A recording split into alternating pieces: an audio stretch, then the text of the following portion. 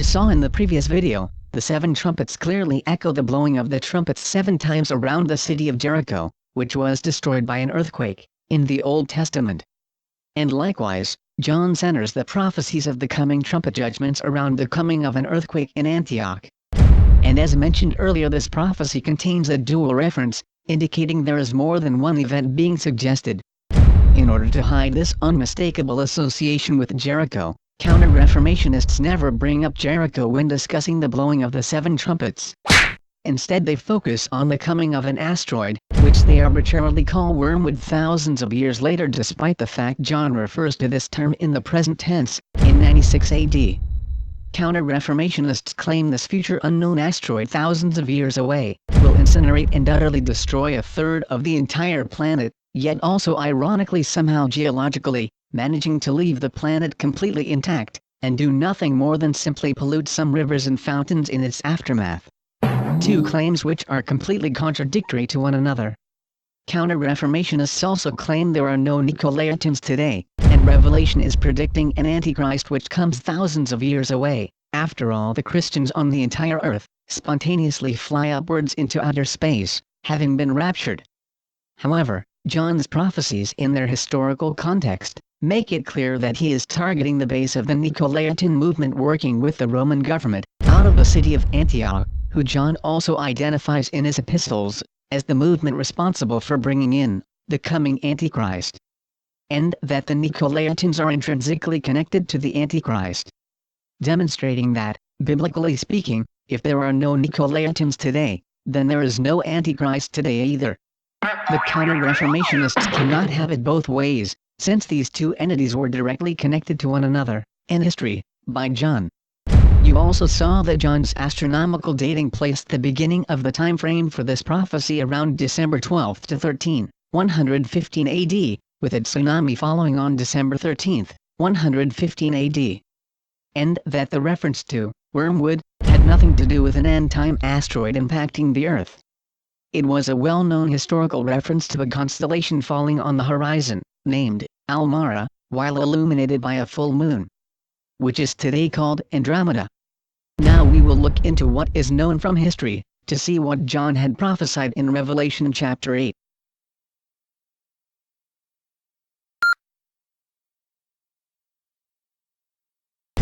Some points of historical background information concerning the city of Antioch should be noted before we begin. First, let's review some basic facts we have already covered. In the New Testament we see a group of Jewish apostles who were disciples of Christ. They teach the standard classical Jewish doctrines, including the doctrine of God known as the Shema. They command the keeping of a kosher and leavened Passover in memory of Christ. They kept their faith in their homes following the domestic worship instructed in the Torah. They gave conversion mikvahs to their converts we call immersion baptism, and talked about what it meant to be a true spiritual Jew and part of the Commonwealth of Israel, to their converts.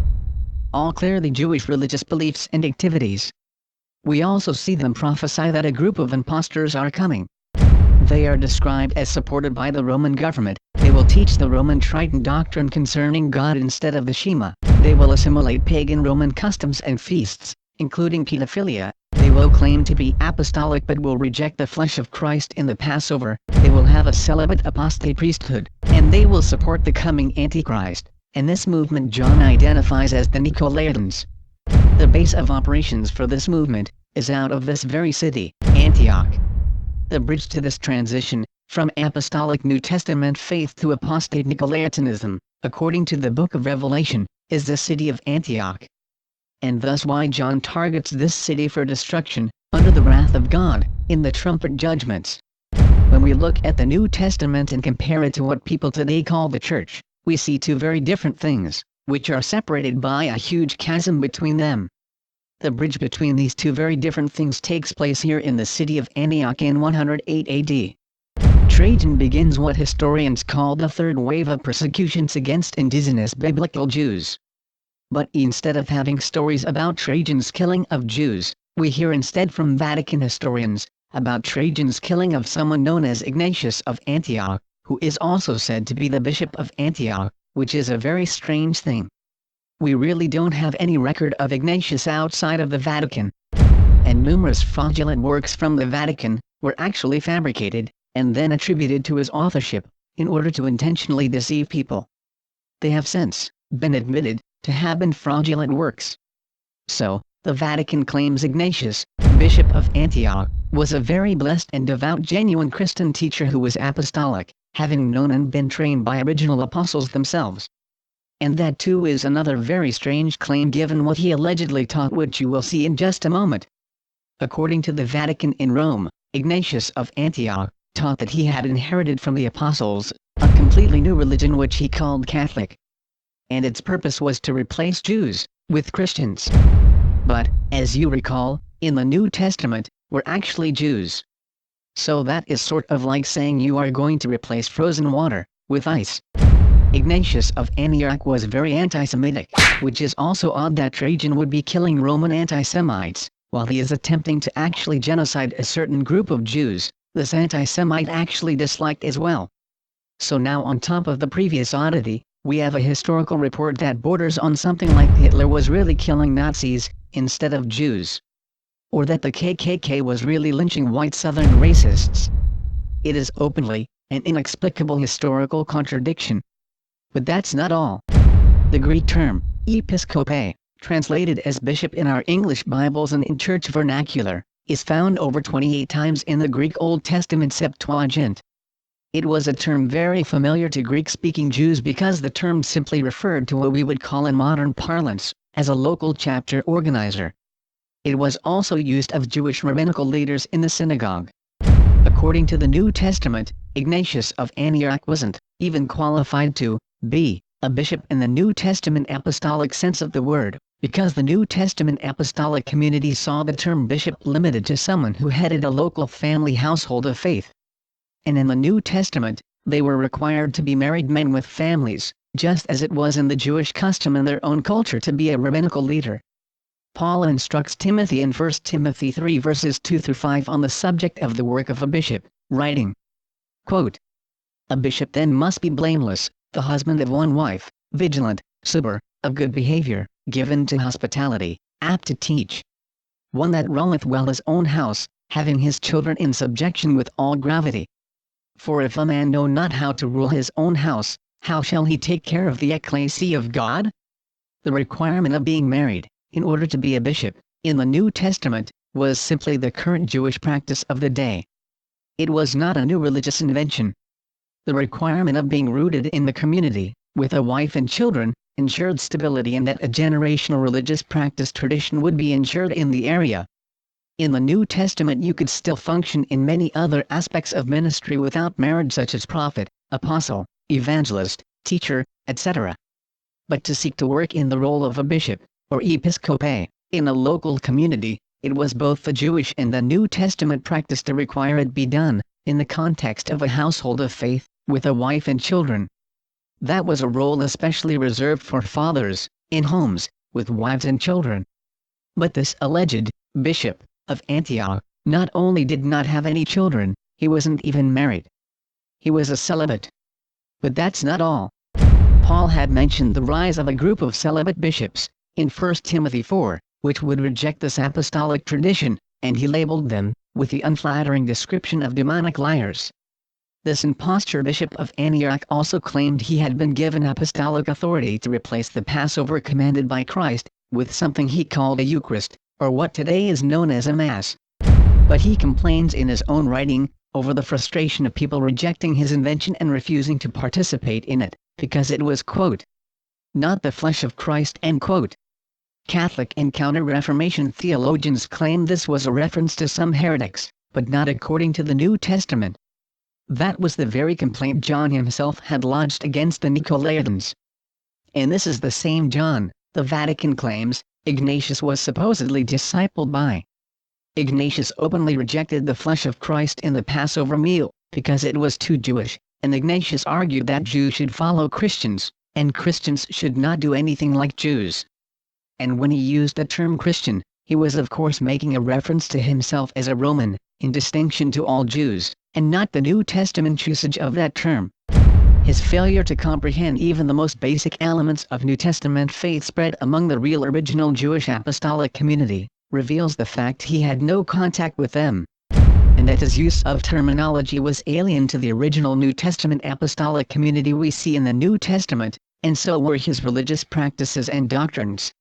His definition and use of terms, openly, did not even mean the same things. He was completely unfamiliar with even some of the most basic precepts found in the New Testament apostolic literature, which is, once again, an extremely odd use of language. Since the term Christian was simply a derogatory reference to Messianic Jews. All this basic contradictory information, along with all the fraudulent document production by the Vatican surrounding Ignatius of Antioch, points to the origin of a very large historical deception exposed by the New Testament concerning this figure. If you take the descriptions of what the New Testament identifies later by John as the Nicolaitans, and compare them with this alleged bishop of Antioch who invents the term Catholic and replaces the Passover meal commanded by Christ with a Mass, you discover an amazing thing historically. This Ignatius of Antioch, who claimed to be the bishop of the city, was in fact a Nicolaitan. 1. He claimed to be apostolic. Check. 2. He rejected the flesh of Christ in the Passover meal. Check. 3. He was a celibate who claimed to be a bishop. Check. 4. He assimilated Roman paganism. Check. 5. He traced his theological lineage right back to Saint Nicholas of Antioch. Check. Check. Check. And as a Nicolaitan, supported by the Roman government out of Antioch, to intentionally infiltrate and replace the New Testament community while they were also being exterminated, why on earth would Trajan ever want to martyr him? So these self-contradictory facts simply do not add up to an honest account of what happened concerning Ignatius of Antioch. There is a snow job being done here concerning Ignatius of Antioch, who matches exactly the description of an anti-Semitic Nicolaitan, not an apostolic Christian. And the entire story about his martyrdom, in all honesty, is probably later Roman fiction written to cover up his real identity as a key leader of the Nicolaitans, right out of Antioch. And the story of his martyrdom, probably written to cover up how he really died. And it would not be the last time this effort of deception, hiding the real demise of Nicolaitan impostor bishops dying under the wrath of God, will be hidden, as you will soon see. What you do have at Antioch, admitted in Rome's own material, is that their religion came from Saint Nicholas, in Antioch, and both the name of their religion and its practices was coined by a man who matches precisely John's descriptions of a Nicolaitan, whom he also identifies as the religious adherents of the Antichrist movement. Whenever Rome wishes to justify its departures from the apostolic faith found in the New Testament, it routinely goes back to the same arbitrary handful of Romans they crown with the word Christian, and then paste the label apostolic on their forehead. And one of the earliest you will always see in their list of faithful apostates is the Nicolaitan leader, Ignatius of Antioch. And they cite him over everything from the practice of celibacy to the rejection of the Passover meal, to the apostolic succession of the Catholic Church. He is always somehow found in the middle of nearly every departure Rome will argue for, against the actual apostolic instructions found in the New Testament. Ignatius of Antioch is said by the Vatican to have been very close to John, even being one of his direct disciples, and having lived during his time of writing both his epistles and the book of Revelation. And while John does occasionally mention people by name in his writings, Ignatius of Antioch is never listed among them. Which is really hard to believe if they were as close as the Vatican claims, and Ignatius of Antioch had been the very child that Christ held up to his disciples, in the Gospel accounts, as they have also claimed. Instead we find a description of virtually every idea and practice he advocated, condemned by John, under the label of Nicolaitanism, in Revelation, and the term Antichrist, in John's epistles. Which hardly indicate they were even friends at all, much less co-laborers in the same ministry. The witness of the New Testament clearly exposed Ignatius of Antioch as the very enemy that John was being persecuted by, and was condemning in his writings, including to the extent of pronouncing the judgment of God on his very city, while he was acting as the very bishop of the city and long before he was ever allegedly martyred by Rome. It is clear from the New Testament texts, Ignatius of Antioch was not a real bishop in Antioch, but rather he was a major leader of the Nicolaitans in Antioch, and among the very people John was writing these things in the book of Revelation, to condemn. As the last remnants of the apostolic community were being exterminated by Rome, the book of Revelation was John's last message in a bottle, tossed into the sea of time, to send a final message to anyone remaining who would listen. A message cloaked in Jewish symbolism that could find its way past Roman prosecutors and censors, who were in the process of rewriting his own history.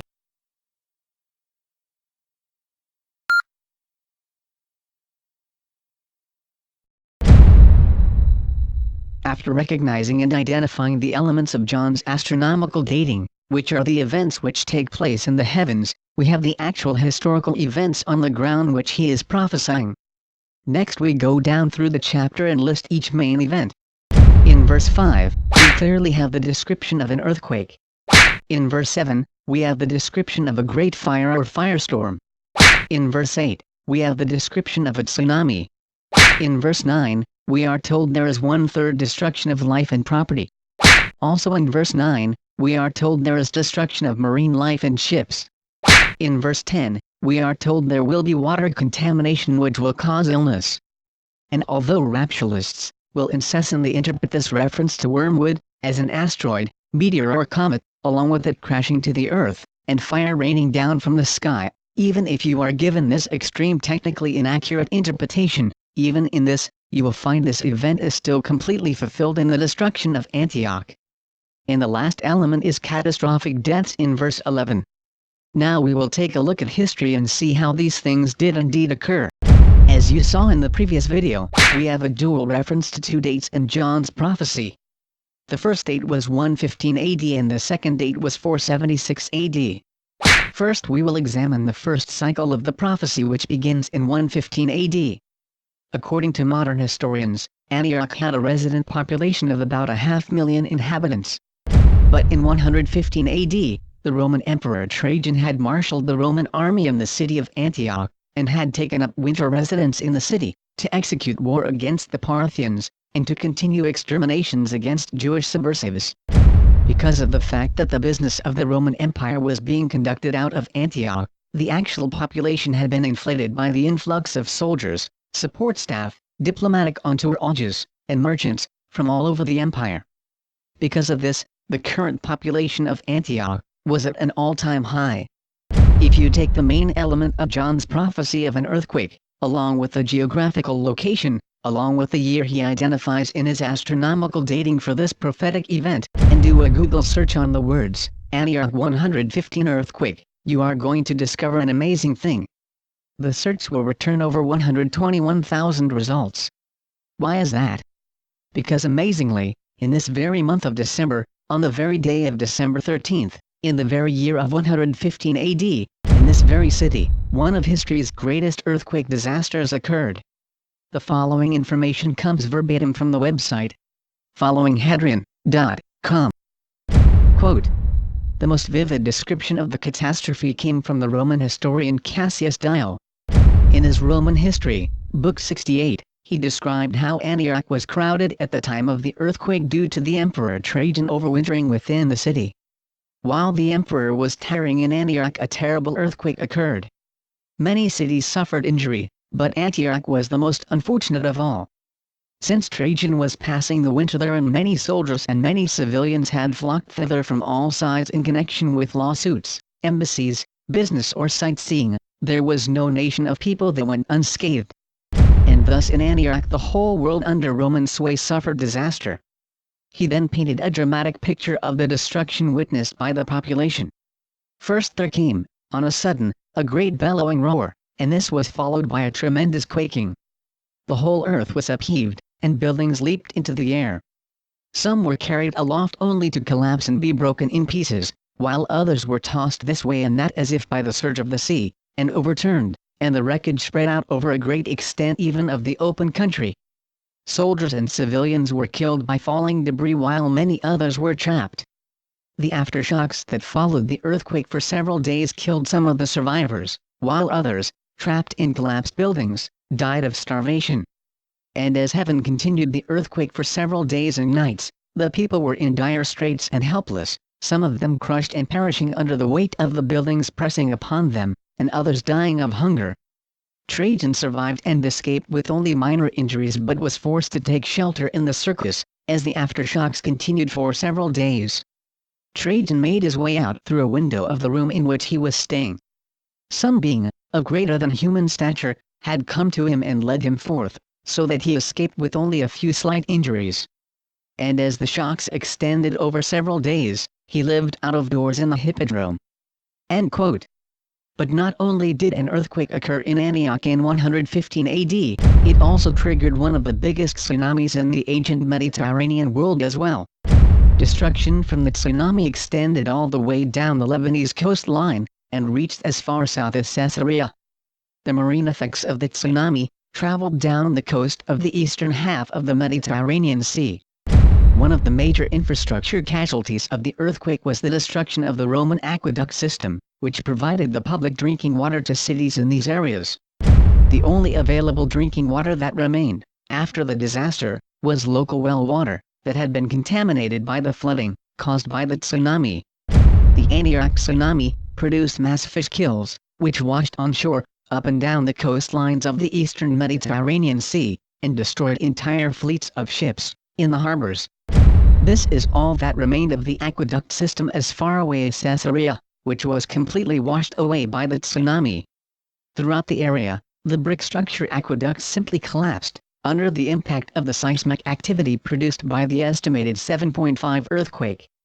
Over 250,000 people perished in the earthquake of Antioch of 115 AD. And John's prophecy was accurate to the day, precisely as he prophesied, containing 3 events of a cataclysmic earthquake, a tsunami and water contamination, resulting in over 250,000 deaths, or approximately 1/3 of all life, in Antioch. So while John's reference to a destruction of a trident part translated as 1/3 were highly symbolic, they also had a very real literal fulfillment as well. The total destruction of life and property in the area of Antioch was estimated by survivors themselves to have been 1/3 of all that was, both in terms of life and property. If we look at a map of the Roman Empire, you can see that the seal judgment struck the western half of the empire, and now here in the trumpet judgment, we see that the eastern half of the Roman Empire has been struck. Between these two disasters, the Roman Empire was under siege from heaven itself. And, as we have seen in the previous seal judgment, even Rome's emperors were not exempt from the wrath of God, poured out upon their cities and armies. And just as we saw with Vespasian, Titus and Domitian, Trajan would prove to be no exception. Despite the fact, the Flavian dynasty had been destroyed. Trajan's salvation in the circus was short-lived. 2 years later, after the Antioch earthquake, Trajan died, and according to Trajan's own testimony, he was dying from being poisoned. He assumed it had been the work of one of his political enemies. But after surviving the earthquake, he remained in Antioch to rebuild the city. And according to John, it was going to be the contaminated water supply that would kill him, along with many others in Antioch. But this was not the end of the story, concerning God's judgment on the Nicolaitan city of Antioch. As you saw earlier in the previous video, John makes a dual reference in his prophecy to 2 dates. This is the first date that John prophesied, and as you can see, just like there had been with Jericho, and the blowing of the trumpets 7 times, there was a cataclysmic earthquake here in Antioch, and a tsunami, and water contamination. However, in the second date we see the collapse of the Roman Empire in 476. If you take the second cycle date, or 476, and add 7 times 7 for the full revolution of the trumpets, you will get an additional 49 years, marking the year 525 AD. What happened in the year 525 AD, after the collapse of the Roman Empire, and the rise of the Papal Empire in its place? In the next section, we will see the second cycle of the trumpet judgment literally unfold in human history.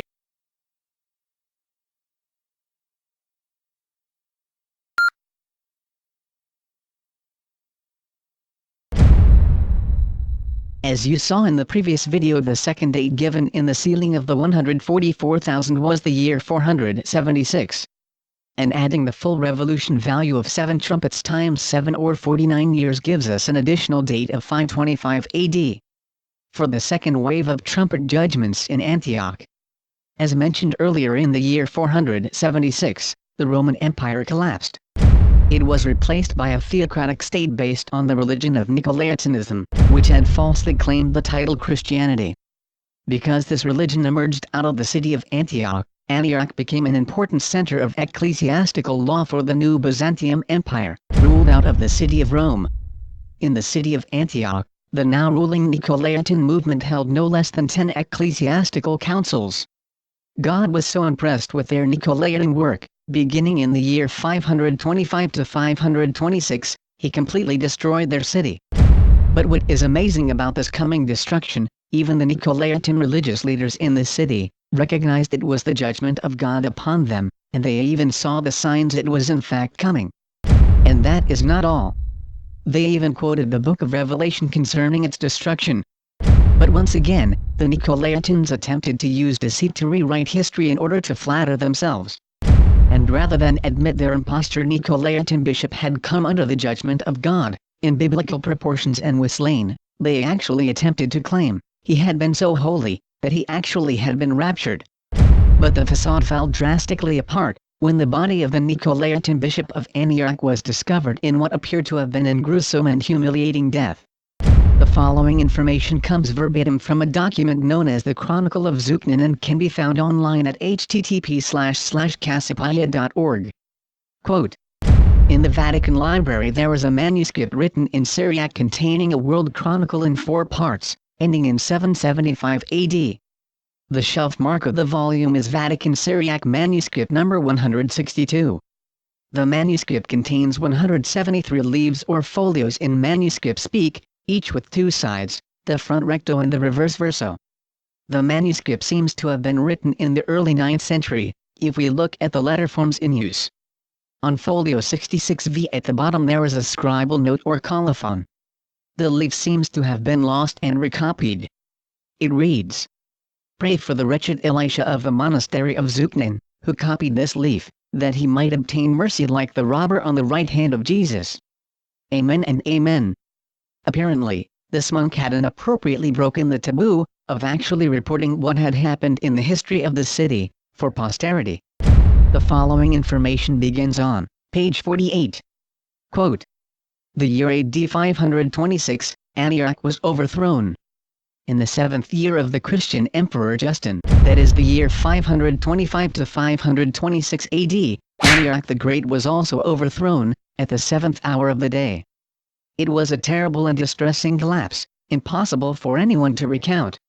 Such was the violent and harsh disaster, which was sent from heaven, that fire set alight and consumed those who had escaped from the terrible vehemence of the cataclysm of the earthquake and the collapse. The sparks flew and set fire to everything on which they settled. The earth itself from below, from within the soil, surged, seethed and burned everything which was there. Thus the foundations as well, together with all the stories above them, were lifted up, heaved up and down and burst apart, collapsed, fell and burned with fire. Those who had saved themselves for far and now tried to escape were met by fire, which set them alight, and burnt them up. They burned like wood and the tongues of flame blazed like a burning furnace, while it collapsed completely, fell was ruined and burnt with fire, except only for a few houses which remained at the foot of the mountain above the city, although even these were damaged and ready to fall. Every day these too collapsed one by one, setting fire to those which still remained. In the end no house or church or building of any kind remained, not even the garden fences, which had not been torn asunder or damaged, or had not disintegrated and fallen. The rest burned, crumbled away and became like an extended putrefaction. And underground the earth seethed and humid dust rose up. The odor of a stinking sea and something like watery moisture appeared, so that also sea drops rose with the bubbling dust." Page 49. On the fire at the great church in Antioch, 7 days after the collapse. Still the great church, which had been built by Constantine the Victorious, and about which it was said that there was nothing comparable in the whole Roman Empire, remained, cracked, yet still standing. But suddenly on the 7th day it too caught fire from top to bottom, and it fell and crumbled away on the ground. So it was with other churches as well. Although they were safe from the collapse in the earthquake, in the end suddenly they burnt with fire by God's great wrath, and were razed to the foundations. Many souls perished and were destroyed in the city of Antioch, which became like the winepress of wrath to all its inhabitants, as John of Antioch wrote. He also wrote this about the city, how those who were still alive could count those who had died and were disinterred and otherwise found. They amounted to 250,000. It happened to be a feast, and therefore many people had gathered in this great city, magnificent in its buildings and objects. It was famous for its hospitality, but suddenly became a tomb for the visitors as well as for its inhabitants. However, we are unable to state the number of those who perished, as we have recorded only a few things out of many about this terrible disaster which suddenly came upon the great city of Antioch. Page 51. On the hideous death of Euphrasia, Patriarch of Antioch. When people of Antioch, who are still alive, having been rescued from the disaster, those from other places and from the neighboring cities had gathered up the corpses of those buried in the catastrophe, the body of Euphrasia was found in a cauldron of pitch used by wineskin makers, who worked beneath his episcopal residence. When the residence collapsed and fell, he happened to fall into the cauldron. The whole of his body sank down in it, and he was cooked in the pitch. His head was found hanging, as if he had fainted, outside the rim of the cauldron. Thus he was recognized from his face, while his bones were found stripped of the flesh in the pitch. His adherents, who were in Antioch, deceived the people by saying he had been snatched away to heaven. God, however, in order to expose their fraud, preserved his face unaltered as if he were alive. And fear and trembling seized all who saw it.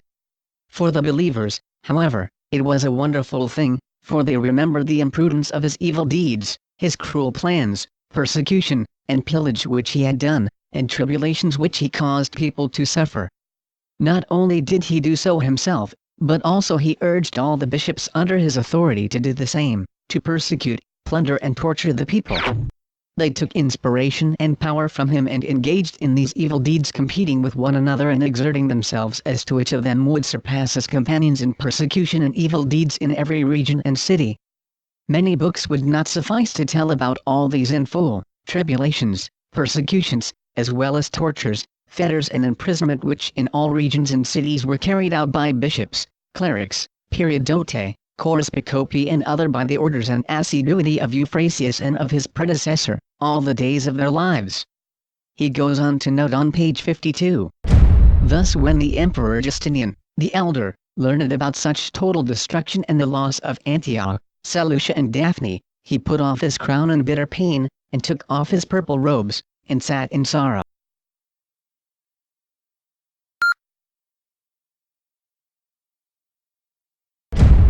The signs in the heavens mentioned by Antioch historians is well documented. Chinese texts report a broom star visible in this year which was to have been as bright as a flame and which was seen in the east. The Italian text Anonymous Valesianus report an object was seen during the year 519 or 520. It was described as a fearful star and as a star like a little torch. The object remained visible for 15 days. Several Byzantine texts mention this comet. John Malalas' Chronicle 565 says, while discussing the beginning of the reign of Emperor Justinian, at the beginning of his reign there arose in the east a tremendous star, named a comet, which sent out a beam pointing downwards. People called it bearded, and they were afraid. Malalas said the emperor's reign began in 518. The Byzantine text Chronicon Pascal 628 says that in 519 there rose on the far side in the east a fearsome star, called a comet, which had a beam issuing downwards. Some called it bearded, and men were afraid.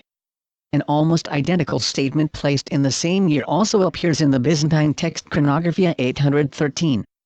And the earthquake and following firestorm which destroyed Antioch 50 years after the fall of Rome, was no ordinary earthquake.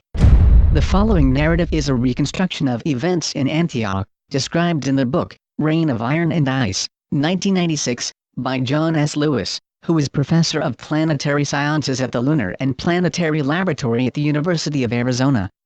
Quote, May 29, 526 AD. It was a warm, clear afternoon in the capital. The bustle of metropolitan commerce and tourism filled the streets. Small sailing vessels dotted the sheltered waters within sight of the government buildings, riding on a soft southerly breeze.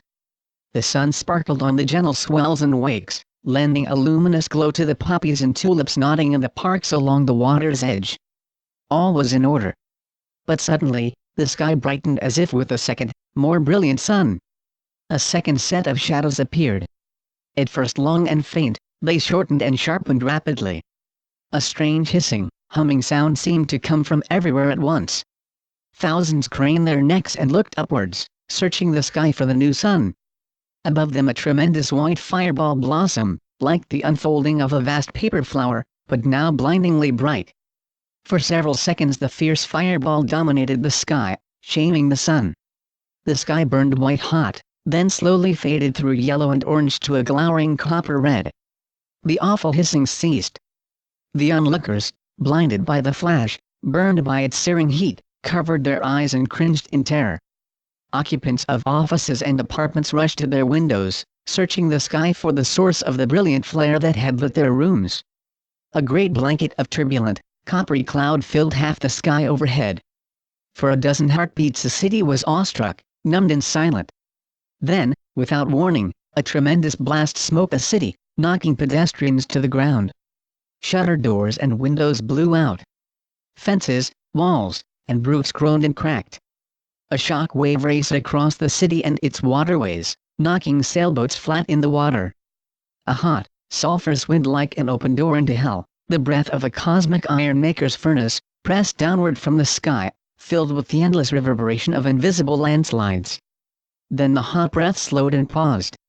The normal breeze resumed with renewed vigor, and cool air blew across the city from the south.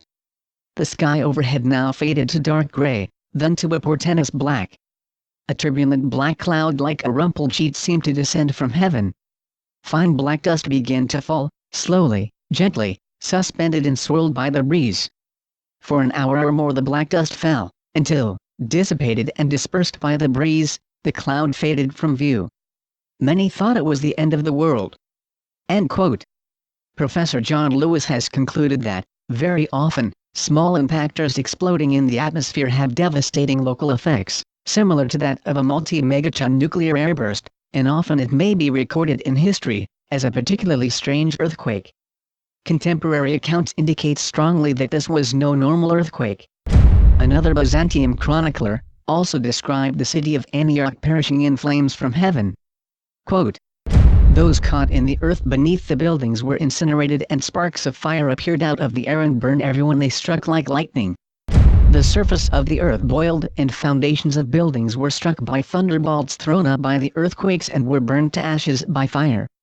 It was a tremendous and incredible marvel with fire belching out rain falling from tremendous furnaces, flames dissolving into showers. As a result Antioch became desolate. In this terror up to 250,000 people perished." End quote. The Chronicle of John Malalas, Byzantina Australensia, Australian Association for Byzantine Studies, Melbourne, Australia.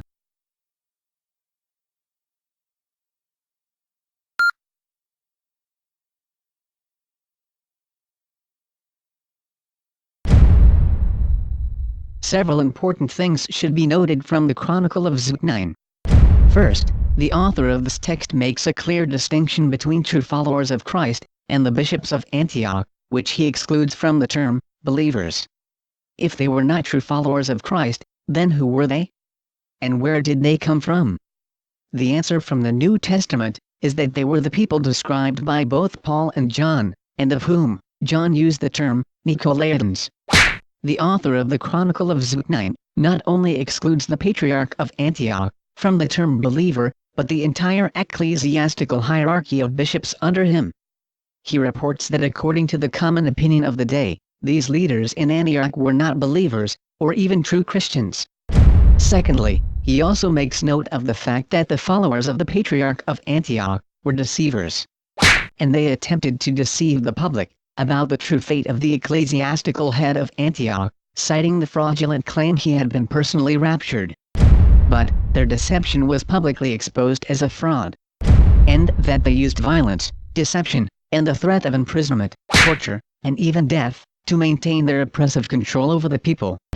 And he notes that people who witnessed the destruction of Antioch connected that destruction with prophecies in the book of Revelation, including even citing signs in the heavens, which preceded these cataclysmic events.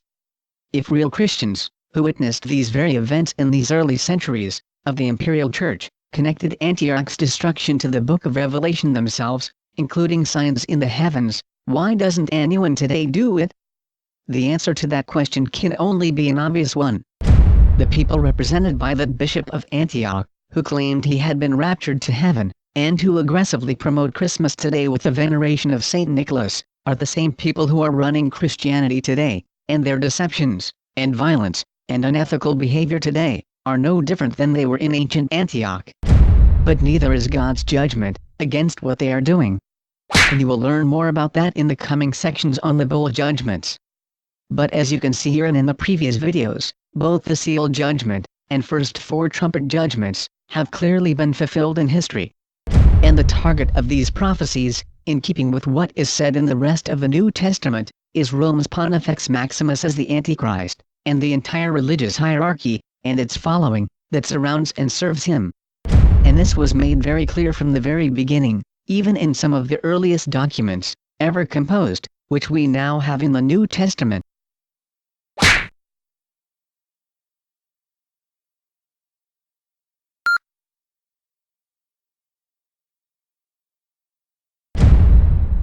As you have seen in this video, Revelation chapter 8 was an astronomically dated, dual reference prophecy, concerning the destruction of the city of Antioch. If we go down the list of prophecies in Revelation 8, we find every prophecy fulfilled, in the 2 dates John gives us at the exact time frame and location, all concerning the destruction of Antioch, first by water and then by fire. In the chart on your screen, are all the physical elements of John's prophecy in Revelation chapter 8, concerning events on the ground. Next to these prophesied events you can see how they were fulfilled precisely as John prophesied in the exact geographical location John indicated at Antioch and in the 2 approximate time frames he provided for his dual reference prophecy. First by water and then by fire, completing the prophesied events of the texts. But, as noted before in this series, here is where we find an amazing attempt to hide the real historical origins of modern-day Nicolaitanism. The veneration of Saint Nicholas, the real founder of the Christianity practiced by Christmas, pseudo-Christians today, and the replacement of the Greek term ecclesia, with the term and institution called the Church. A term whose etymological origins come from the Latin word circe, from the word circus, as in the Roman circus. You saw earlier that Trajan's salvation, during the destruction of Antioch in 115 AD, came when he took refuge in the outdoor arena of the Roman circus. It was from this event that Roman occultism took the Roman circus and made it the vehicle of salvation for the Roman Empire, replacing the original term and concept of the Jewish New Testament, ecclesia. This replacement was accomplished through a fictitious history Rome created, with a literary figure identified as Saint Ignatius, who Rome claims was the actual citywide bishop of Antioch and the head of Christianity in the East, and was discipled by the Apostle John. But who matches much more the theological description of a Nicolaitan, from John's own writings, and is not even qualified by New Testament standards to even be a bishop at all. And you saw how the Chronicle of ZUQNIN would not even extend the term believer to the religious hierarchy at Antioch, claiming instead they died humiliating public deaths under the public judgment of God, in fulfillment of prophecies publicly cited from the book of Revelation. All this information might provoke the viewer at this point to ask, are modern-day Nicolaitan leaders today simply ignorant about all these things, or do they actually know them, and intentionally lie about them to the public, in order to keep them hidden, as a form of obscure proprietary esoterica? The illustrated answer to that question can be found in history as well. One of America's most famous Masons was a Civil War general by the name of Lew Wallace. He authored what has been recognized by the National Endowment for the Humanities, in Washington, D.C., as the most influential Christian book in the 19th century. His book remained at the top of the all-time bestseller list for decades after its publication. And although written by a Mason, his book was blessed by the Vatican itself, personally by Pope Leo XIII. What was this book that was even blessed by the Pope and considered the most influential Christian book of the 19th century? It was entitled, Ben-Hur, A Tale of the Christ. It was complete fiction as the title suggests. But what is amazing about this Masonic literary work, blessed by the Pope, is that it centers its entire story around Antioch and the Roman circus. and it is through the Roman circus that a Jewish charioteer finds salvation. Subtle allusions to finding salvation through the Roman circus, and in turn being blessed by the Pope, leave very little to the imagination. In the 1925 silent film production of the book, at 6 minutes 50 seconds into the film, the Jewish high priest is shown on screen, greeting Joseph on his journey with Mary, with a, now well-recognized, Masonic handshake, followed by a mutual exchange of a brief moment of a few more Masonic hand-to-head signals. The story itself was an esoteric allusion to the Antioch replacement of New Testament Christianity, sealed with a Masonic handshake, a wink of the eye, and a nod of the head to the Pope. The original handwritten manuscript itself was written by Lew Wallace in purple ink, with scarlet annotation, which he said was in honor of Lent, or the ash mark on the forehead, mentioned in the Book of Revelation as the mark of the beast. Purple and scarlet are, of course, the obvious and famous colors of Mystery Babylon itself, also directly mentioned in the Book of Revelation. As you know, if you have been watching this channel, this kind of dual, Satan-God, messaging, is simply the standard typical esoteric behavior of Nicolaitan theology, who think their ideology of playing both sides of the spiritual fence between God and Satan is still some kind of big secret. And, along with endorsing the intentional use of deceit, is why you cannot trust anything these kinds of religious leaders will tell you. They are by definition sworn liars, with no loyalty to God, or the truth about anything in history about Him. In the next video we will look at Revelation chapter 9, and the rest of the trumpet judgments. Thank you for watching.